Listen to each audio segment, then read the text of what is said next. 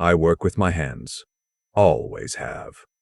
31 years running electrical wire through walls, crawling under houses, climbing into attics in July heat that would make a grown man cry. I built my company out of nothing, just a used van, a tool belt, and a reputation for showing up on time. My father taught me that. Show up, do the work, don't complain. His name is Edmund. Edmund Dale Carter. 74 years old, retired pipe fitter, still gets up at 5:30 every morning out of habit. He lives in the same house he bought in 1978 in Decatur, Georgia, a 3-bedroom brick ranch with a cracked driveway he keeps meaning to fix and a garden out back that produces more tomatoes than one man could ever eat alone. He gives most of them away to the neighbors. That's the kind of man he is. I want you to understand who my father is before I tell you what happened at Christmas. He is not a fancy man. He does not own expensive clothes. His hands are rough and permanently stained at the knuckles in a way that soap never fully undoes, the same way mine are. When he walks into a room, he doesn't command it. He doesn't try to. He just finds a chair, sits down, and listens more than he talks. People who take the time to know him end up loving him for it. People who judge a man by his shoes never give him the chance. My wife, Diane, is not a bad person. I want to be clear about that too. She is intelligent and ambitious, and she works hard as a project manager for a healthcare company downtown. She grew up differently than I did. Her father was an orthodontist in Alpharetta. Her mother ran the church auxiliary for 20 years, and their house always smelled like candles and fresh-cut flowers. She is accustomed to a certain kind of thing. A certain kind of presentation. We have been married 11 years. For most of those years, things were fine. Not perfect, but fine. The tension between Diane and my father was always quiet. A look here, a polite excuse there. My father never said anything about it. He would just smile at her and ask about her work and compliment whatever she cooked, even when she didn't cook it from scratch. He was gracious in the way old men are when they've decided peace is worth more than being right.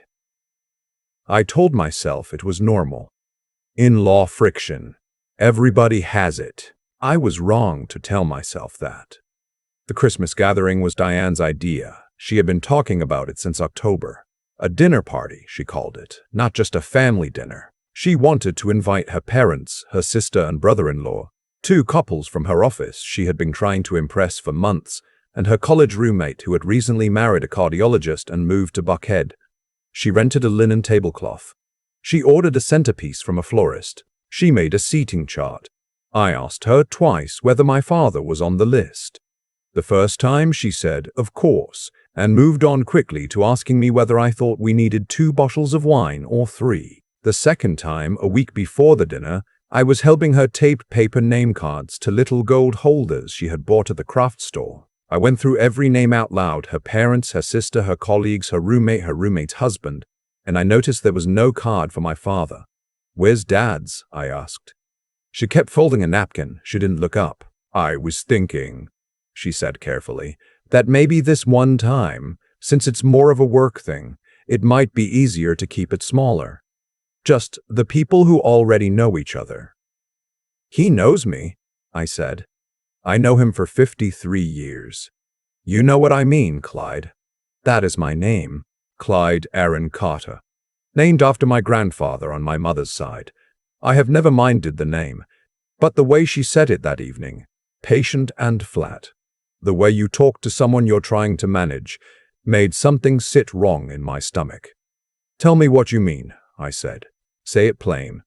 She set down the napkin. She looked at the table instead of at me. My colleagues don't know us the way family does. First impressions matter. And your father, he's wonderful, I know he is. But he doesn't always fit the room. You know how he gets talking about the shop, and the stories go long, and he shows up in those work pants he wears even when it isn't work. He's retired, I said. Those are just his pants. Clyde, I'm not trying to be cruel. I just want this evening to go a certain way. I stood there for a moment looking at the seating chart spread across our dining room table. 12 place settings. 12 gold name card holders. Not one of them said Edmund. I'll call him, I said. Thank you, she said, and reached for the next napkin. She thought I meant I'd call him to tell him not to come. I let her think that. I called my father that night. He answered on the second ring the way he always does. Hey, son. Hey, Dad. I sat in my truck in the driveway because I didn't want Diane to hear the conversation. The December air was cold enough to see my breath. What are you doing Christmas Eve? Nothing, I can't move. You need me somewhere. Yeah, I said. I need you at my house. 6 o'clock. There was a pause. I could hear the television in the background, the local news. He always watches the local news at 9. Diane's got that dinner party thing, he said. You know about it? She mentioned it to me a couple weeks ago.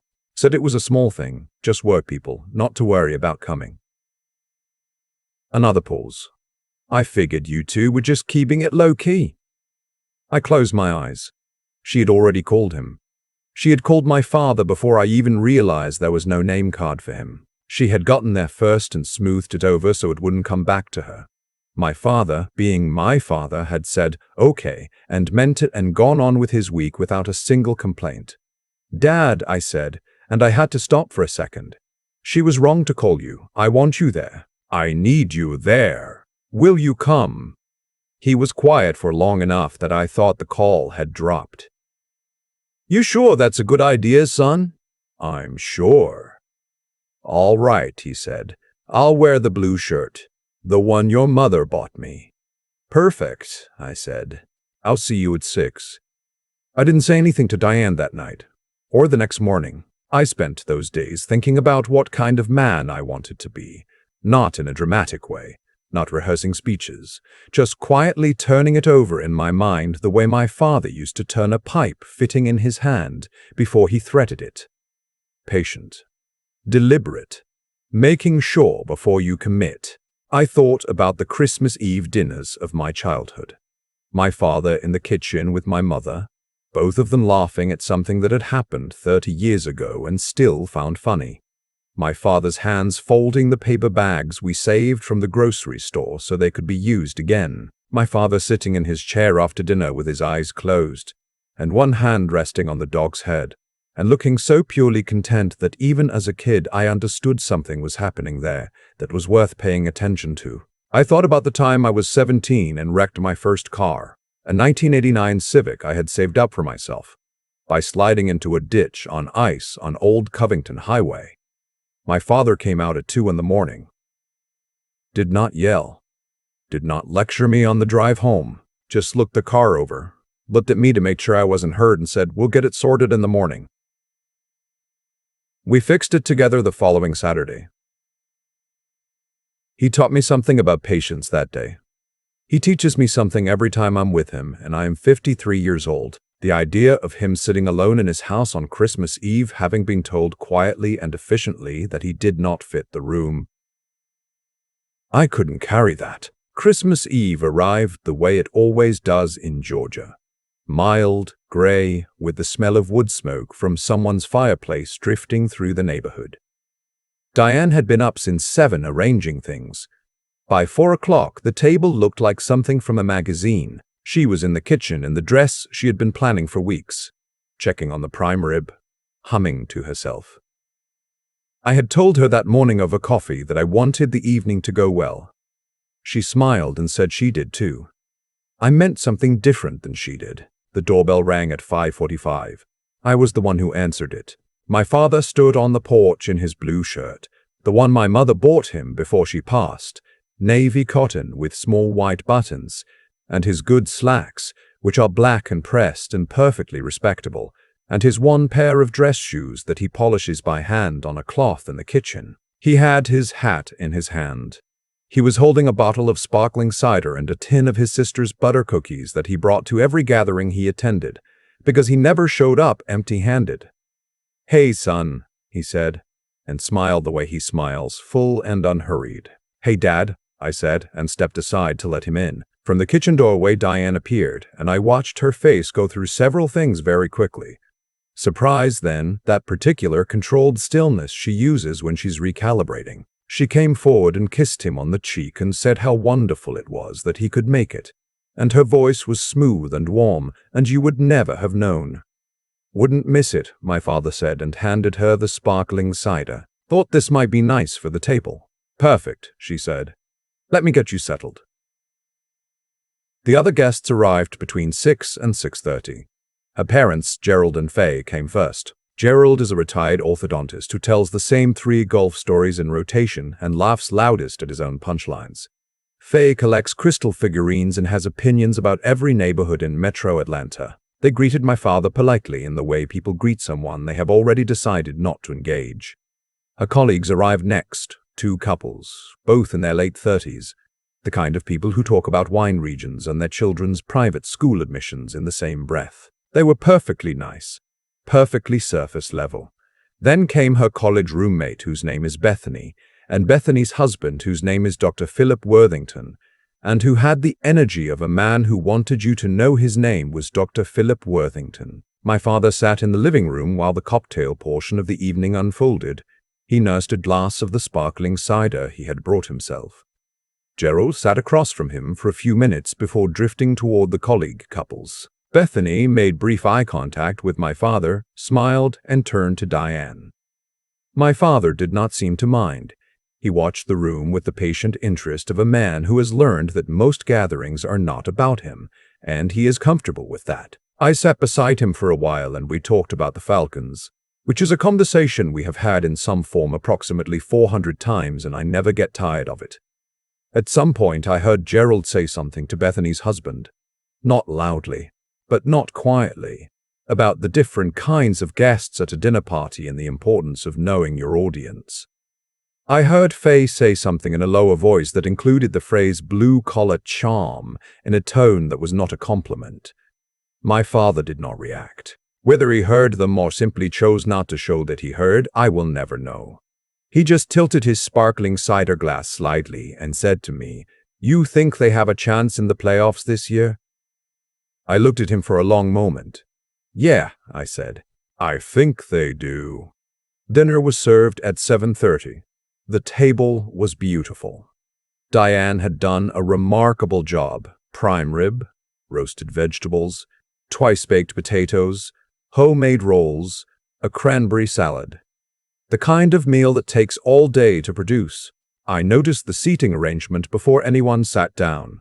My father had been placed at the far end of the table, the seat nearest the kitchen door. The seat with no neighbor to his left because it was flush against the wall. On his right was an empty chair, one of the colleague couple wives who had just excused herself to the restroom.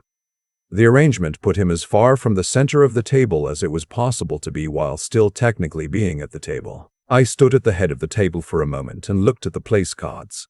Then I picked up my father's card and moved it to the center seat, the seat directly to my right, which had been set for Gerald. I picked up Gerald's card and moved it to the wall seat. I did it without saying anything. Diane was in the kitchen. When she came out carrying the breadbasket, she looked at the table, looked at me, and I watched the same rapid recalibration happen behind her eyes. She did not say anything. Not right then. My father sat down to my right, unfolded his napkin, and spent the next 10 minutes asking the colleague couple across from him what they did for work. He listened to their answers with the full attention of a man who is genuinely interested, and he asked good follow-up questions, and by the time the rolls were being passed around, the man across from him was leaning forward in his chair, talking about a project he clearly hadn't been asked about in a while. That is who my father is. Gerald ate his dinner from the wall seat and did not say much. At some point during the main course, Dr. Trower, Philip Worthington said with the conversational confidence of a man who assumes every room is interested in his opinions, that he admired self-made men in theory, but that success really did tend to reflect a certain kind of preparation and cultivation that some environments simply didn't provide. He was not looking at my father when he said it. He was looking at the centerpiece, but the timing was deliberate. I know deliberate timing when I experience it. My father set his fork down. He looked at Dr. Philip Worthington with the same patient, unhurried expression he used on everything, and he said, "That's interesting. What do you do?"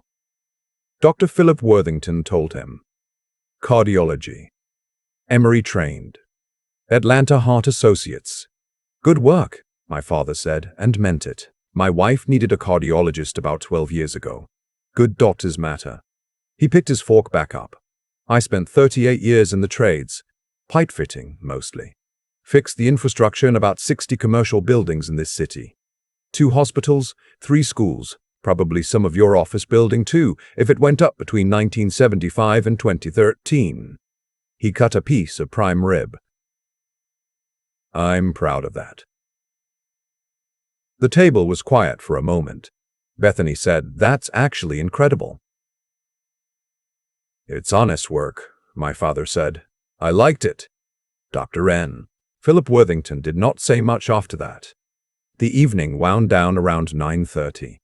Guests gathered coats and said their goodbyes and complimented Diane on the meal, which was genuinely excellent. My father shook every hand at the door, thanked each person for good conversation, and told Gerald and Faye that the prime rib was the best he'd had in years.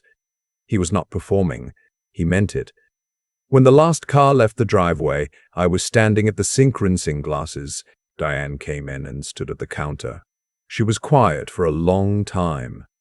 "You moved the place cards," she said. "I did." "You could have talked to me first." "I called my father and uninvited him to his son's Christmas dinner," I said. "I needed to fix that." Another silence. Then, quietly, "I just wanted the evening to go a certain way." I set down the glass I was rinsing and turned to face her. I was not angry.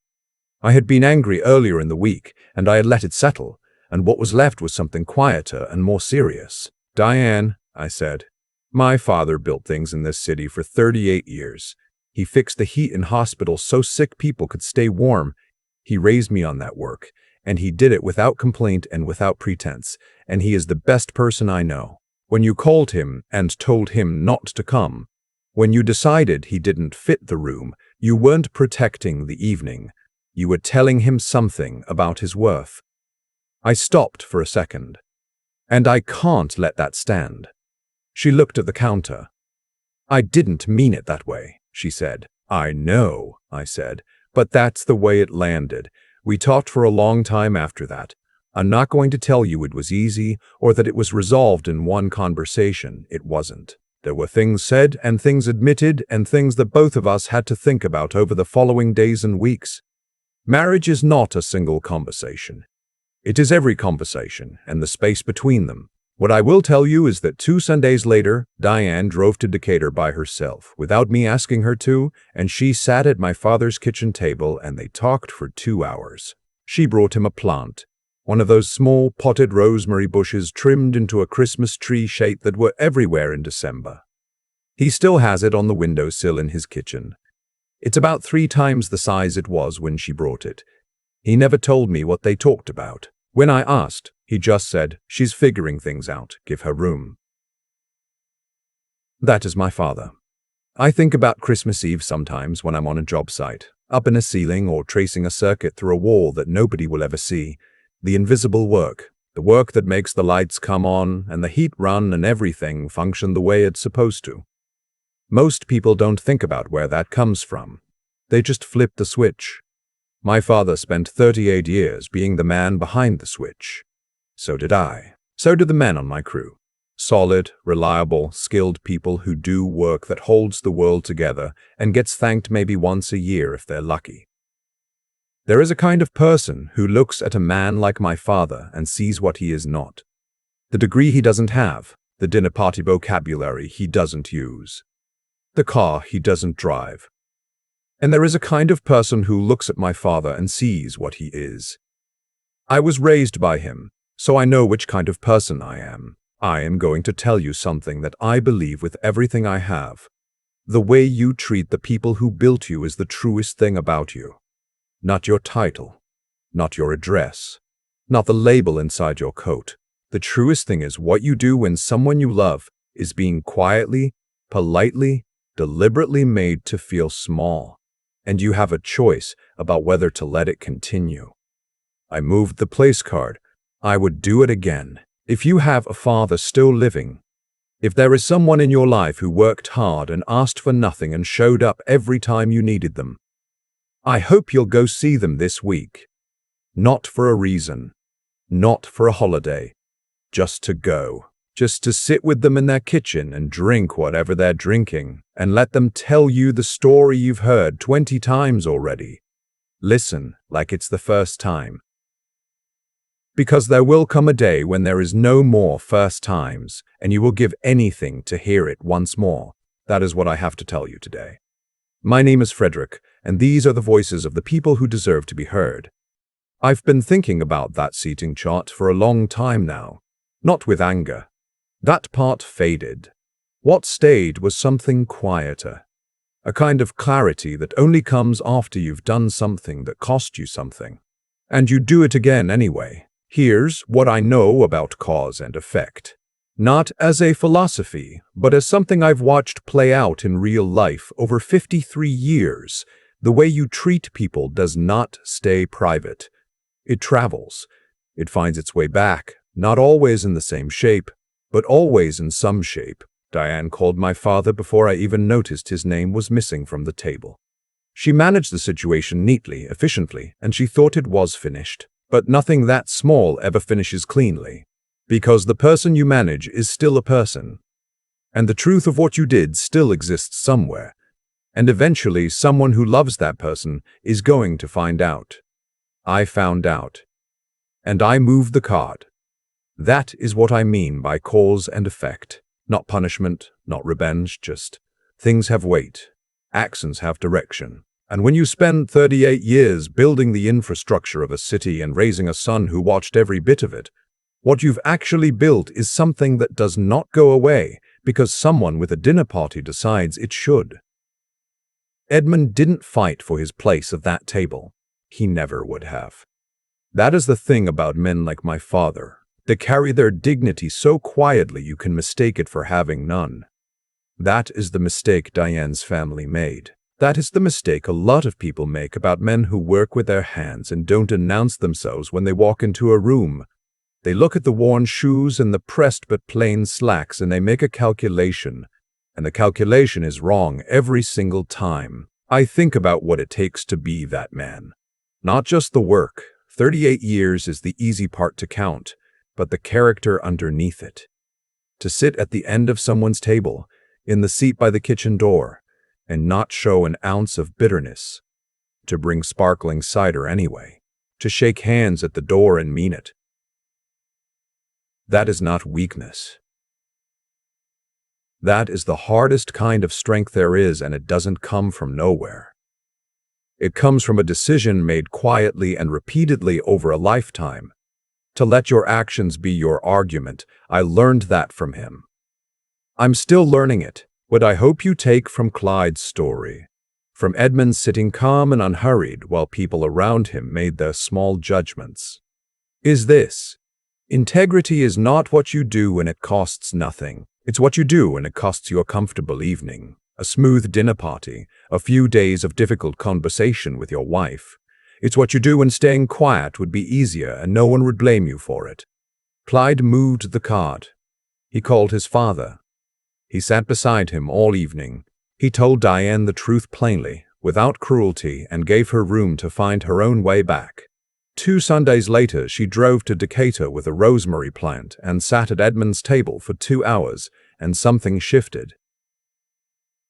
That shift didn't come from pressure. It came from someone holding a clear line about what mattered, long enough and steadily enough that the people around him had to reckon with it. That is what ethics actually looks like in a kitchen at 9:30 at night. Not a speech, not a verdict, just a man who knew what he owed his father and paid it.